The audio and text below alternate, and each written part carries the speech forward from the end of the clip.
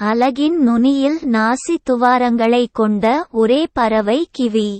இது தரையில் உள்ள புழுக்கள் மற்றும் பூச்சிகள் போன்ற உணவுக்காக மோப்பம் பிடிக்க உதவுகிறது.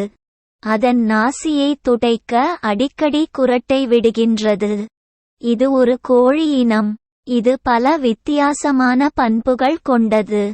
இவை நியூசிலாந்து அதை சுற்றி உள்ள சிறிய நாடுகளின் காடுகளில் வாழ்கின்றன. இப்பறவை 30 மில்லியன் ஆண்டுகளுக்கு முன்பு நியூசிலாந்தில் தோன்றியது. இவைகளால் பறக்க முடியாது என்பது இதன் சிறப்பம்சமாகும். நியூசிலாந்தின் தேசிய சின்னமாக கிவி இடம் பெற்றுள்ளது.